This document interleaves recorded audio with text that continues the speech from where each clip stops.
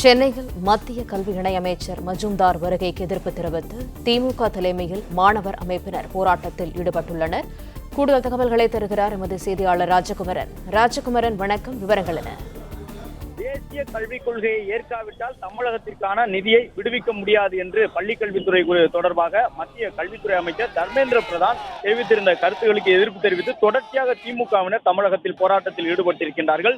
தேசிய கல்விக் கொள்கை என்பது மும்மொழி என்ற பெயரில் இந்தியை திணிப்பதற்கான முயற்சி எனவும், தேசிய கல்விக் கொள்கையை அமல்படுத்தாவிட்டால் நிதி தரமாட்டோம் என்று சொல்லுவது ஜனநாயக விரோதமானது என்று குறிப்பிட்டு திமுகவினரும் அதன் கூட்டணி கட்சியினரும் தொடர்ந்து போராட்டத்தில் ஈடுபட்டு வரக்கூடிய நிலையில் இன்று சென்னை ஐஐடியில் நடைபெறக்கூடிய நிகழ்வில் பங்கேற்பதற்காக மத்திய கல்வி அமைச்சர் தர்மேந்திர பிரதான் வருவதாக இருந்தது. அவருக்கு பதிலாக தற்போது மத்திய கல்வித்துறை இணையமைச்சர் சுகந்த மஜூம்தார் ஐஐடியில் நடைபெறக்கூடிய நிகழ்வில் பங்கேற்றிருக்கின்றார்.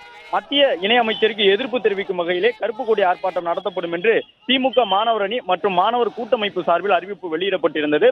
அதன் தொடர்ச்சியாக தற்பொழுது சென்னை ஐஐடி அருகே இருக்கக்கூடிய காந்தி மண்டபம் முன்பாக திமுகவினர் சாலையில் அமர்ந்து திமுக மாணவர் அணியினுடைய செயலாளராக இருக்கக்கூடிய எழிலரசன் மற்றும் திமுக மாணவர் அணியோடு சேர்ந்து இந்த போராட்டத்தில் ஈடுபட்டிருக்கக்கூடிய மாணவர் கூட்டமைப்பினர் என்று 10க்கும் மேற்பட்ட அமைப்பினர் தற்பொழுது கிண்டி காந்தி மண்டபம் முன்பு சாலையில் அமர்ந்து தர்ணா போராட்டத்தில் ஈடுபட்டிருக்கின்றார்கள்.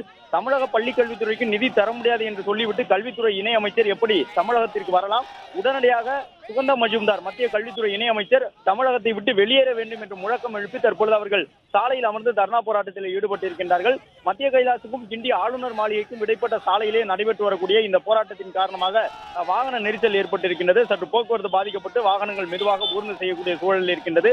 50க்கும் மேற்பட்ட காவல்துறையினர் தற்பொழுது அங்கு வரவழைக்கப்பட்டிருக்கின்றார்கள். எழிலரசன் உட்பட பல்வேறு மாணவர் அணி அமைப்பை சார்ந்த நிர்வாகிகளும் இதில் பங்கேற்றிருக்கின்றார்கள். ஏறக்குறைய 50க்கும் மேற்பட்டவர்கள் இணைந்து தற்பொழுது மும்மொழி கொள்கைக்கு எதிராகவும் இந்தி திணிப்பு தேசிய கல்விக் கொள்கை மூலமாக தமிழகத்திற்குள் வந்துவிடும் என்றும், தமிழகத்துக்கு நிதி தர முடியாது என்று சொல்லிவிட்டு மத்திய அமைச்சர் உள்ளே வரக்கூடாது, தமிழகத்தை விட்டு வெளியேற வேண்டும் என போராட்டத்தில் ஈடுபட்டுள்ளனர்.